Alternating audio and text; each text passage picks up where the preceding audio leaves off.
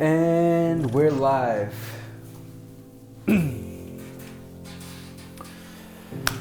Okay. So let's break this down.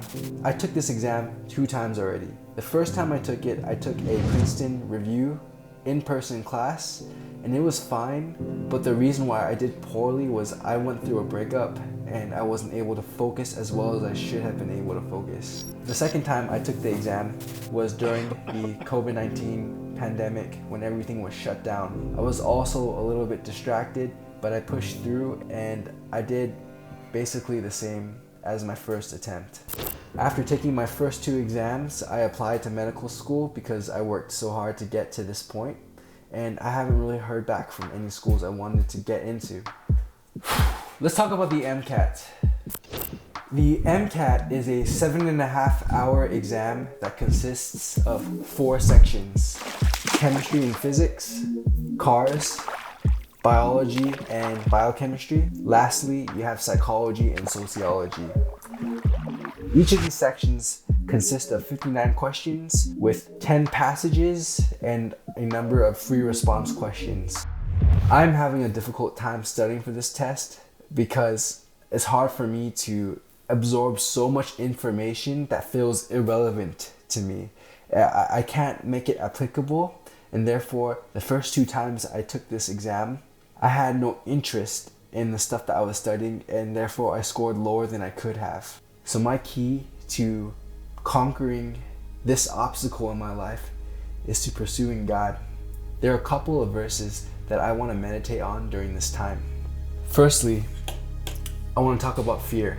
In 2 Timothy 1:7, the word says this: "For God has not given us a spirit of fear, but of power and of love and of a sound mind." This means that God has given us the ability to be disciplined. Fear does not come from God.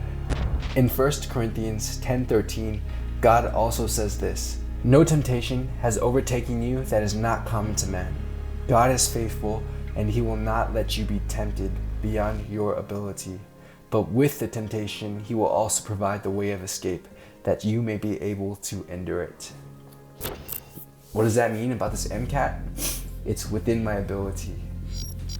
Matthew 19:26 says this: "Jesus looked at them and said, 'With man this is impossible, but with God all things are possible.'" So that confirms my belief that God needs broken vessels to do his work. He doesn't need people that are already strong. He uses the weak to humble the mighty. I'm weak of mind when it comes to facing this giant that's the MCAT.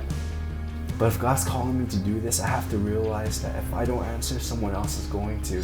So I want to be the one that steps up. And filming myself talking about this and posting it is going to keep me accountable. I don't know if I'm called to be a doctor, but I do know that I'm called to fight my giants and represent God doing it. So this is my fight. And hopefully you can get something out of watching it too. And that's what I'm going to do from here on to my exam date, which is tentatively May 28th. Yep, that's my plan, and I'm going to stick to it. You guys can come along. We're gonna work out along the way. We're gonna do some jujitsu, and we're gonna study a crap load of MCAT material. So thank you, and I'll see you later. And check this out.